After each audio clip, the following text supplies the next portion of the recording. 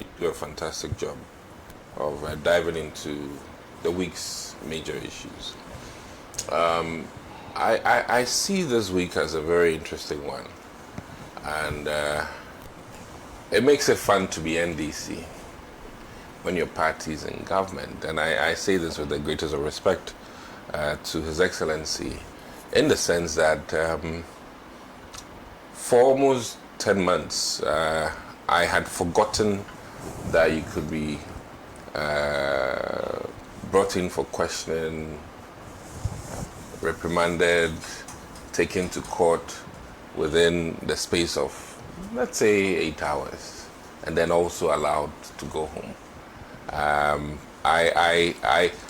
For me, based on past happenings this year, I totally forgot that was possible. And I must say that this week, I realized that the stripes matter. And what I mean by stripes is that your party color matters.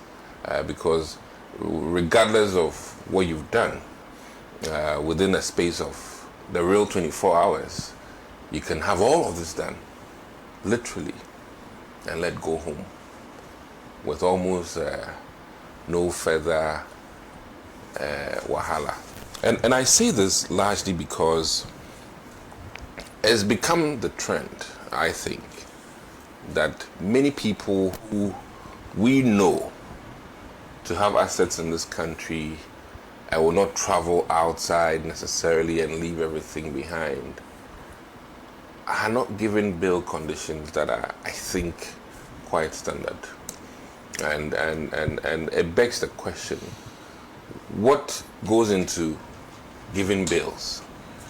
It begs the question, is it that we weaponize bail conditions to the extent that it is so difficult to reach them, and I know that bails sometimes largely are based on the quantum of your sin and also the assets that you have.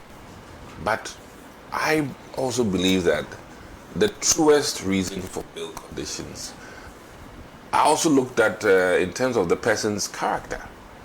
The likelihood that he will not be in court or show up in court.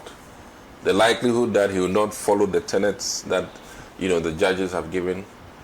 But it so happens that some of the first bail conditions that are granted some of these people are almost as if they've absconded court proceedings for 3 or 4 times, which begs the question. People who have served this country are still in the country, have not left the country. Some are given a whopping 800 million bail condition. And don't tell me Wyoming. I mean, if it was even wrong at Wyoming's time, it's still wrong today. It doesn't mean that we should perpetuate the same thing over and over. So I'm of the opinion that certainly we need to standardize the bail conditions, make sure that the judges who give the bail conditions are not overreaching. And some have argued that you can review it at any point in time. We should start it right, first of all. Don't give me a condition that you are expecting me to come and review. I mean, I don't see why that should be the case. So, looking at what occurred on Monday, and mind you, environmental damages, when you go to court, can be well in the millions.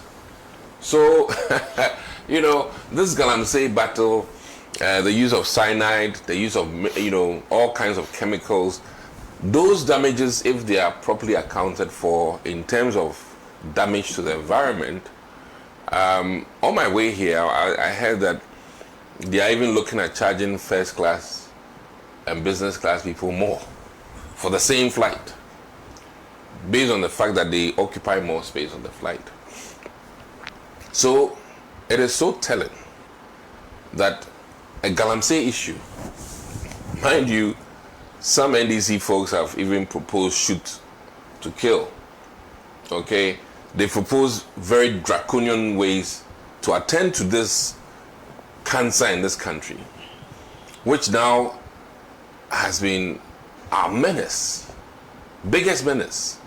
And if we intend to show that we abhor it and it is our drug war, look at 150,000 people involved in galamsey. That money is what they spend in a day to keep the boys on the ground. So, you know, but I can understand, you know, His Excellency is in a bit of a terrible situation, because he promised them that when you've even been jailed by a competent court, when I come, I'll release you. These were his statements. These were his statements. So then to be in government and to now have to crack the whip, it's difficult. There were NDC apparatchiks who were going around Galamsey side telling people that all your woes are this government, which was the NPP, and that when we come, it's his liberation movement for Galamsey. And now he's in government preaching the opposite.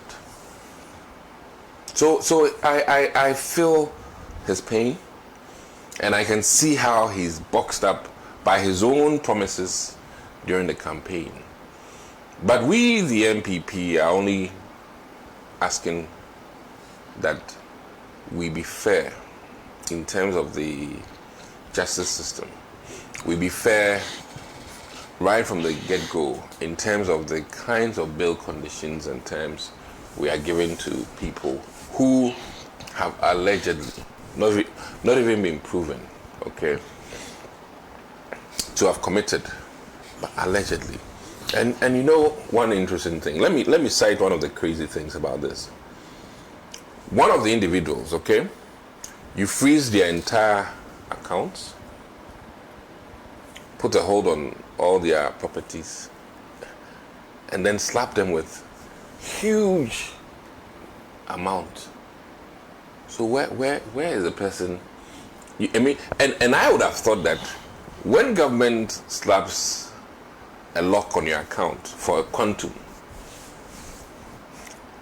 that is asset now in government possession to an extent. So why then come and slap another? Like, one, your hands are tied behind your back and they are telling you to move a pen and write. I mean, it's literally very unacceptable. So I think that the quantums are egregious, too much, and all of this is troubling for me. And the bill terms and conditions are not supposed to be necessarily punishment. It is supposed to ensure that, one, you don't abscond, two, you show up and go by the tenets that the court gives you. And if that is what it's supposed to be, and let me even add, allow you to, you know, go about your duties and show up in court until the court determines that you are guilty, and for that reason you're going to jail. Until then.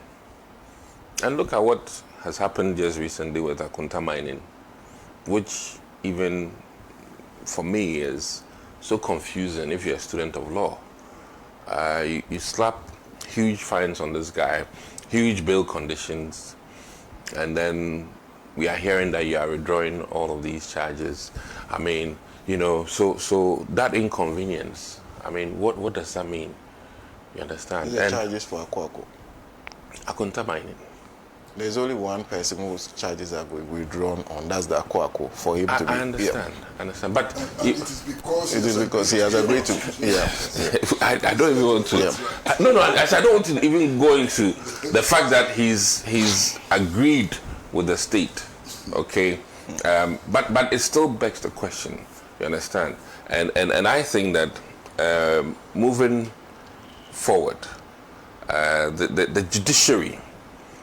So I am citing the Chief Justice and then also the Attorney General that listen, what is supposed to happen in my own simple and party terms is that listen, we shouldn't weaponize the bail system. What we should rather do is ensure that we dot and cross our T's and then present our indictment or whatever it is to court. And should the person fail to show up in court 1 or 2 times, if you change the bail conditions, everybody will understand. But as soon as there's a case against London, then huge bail conditions, none of his family members can even meet it, and then you keep the person literally locked up for days on end. It's very inconvenient, and we should hold one key thing. The key thing is that you are not guilty until proven, and as such, your rights as an individual need to be respected. It should be respected, and I'm not a defense lawyer, but I think that when it comes to these things, we all have to put on defense lawyer cap and ask ourselves that, does this make sense? Where your fines are even more than the quantum that they say you've taken. What does this make sense? No. So as part of our party's request is that, listen, we understand we're not in power. I mean, it's a very easy thing to see now based on how, head guys are being manhandled. We understand that we've lost it. Agreed. But how you go about it. And let me also add that, personally, with regards to the incident in Esutifi area, I do not, from a security standpoint, support people who amass themselves to a police station or IOCO or BNI. That practice has to stop. And our security services need to do some further education of the public and all of us, so that this new culture, if UP hears that London has been taken somewhere, then the whole UP amassed to that place. I think we need to, one, assure people that when we pick up somebody, these are what they go through, these are their rights, this is how questioning is done. They will be released to you a day or two with no harm. We need to educate our public, because one day the mob might take action and the reversal from police or the security service will not be favorable. Case in point, this scuffle at the police station is happening at other places, and there was exchange of fire. This one there was restraining, so they didn't exchange fire. But supposing even one of the recalcitrant mob people had opened fire, he would definitely maim and kill people in the mob. And if the military guys had then returned, it would have been chaotic. And we have police centers with no CCTV. We are relying on individual filming. Very bad. Okay, so I think that ought to be looked at through NCCE and other organizations in the country, including even the police service themselves and the military and all of these people, as to how people have to conduct themselves in a standoff with security services. And Mr. President, when are we getting defense minister? I think that ministry should not be left hanging for several months. Finance minister doubling up, for me, I think, as it stands now, in the next 2 months, his concern is about budget. And that alone is a huge job. And there's a reason why the state and the constitution created Ministry of Defense and Ministry of Finance. Okay. And that doubling up would create a lot of meetings being hanged up, because when the defense people are coming, finance minister needs to meet, World Bank, all kinds of things. I've heard what is going on, you understand? And it is impairing our security in this country. And we know, immigration officers have been killed. There's things happening. And this case of 9 months, there was a military involvement. Could they have called their defense minister right away? No, they couldn't. Yeah. So I really think that it's becoming troubling, and I'm hoping that by the end of this month, we ought to know, because to even confirm, unless he's doing a shuffle, to even confirm who our defense minister is can take a whole lot of time, unless he's moving a minister to a ministerial position. But we want to know. Okay. We want to know. It's about time. Okay. And 2 months is enough. Since August 6, it's been a long time. Yeah. Okay. So thank you. Yeah.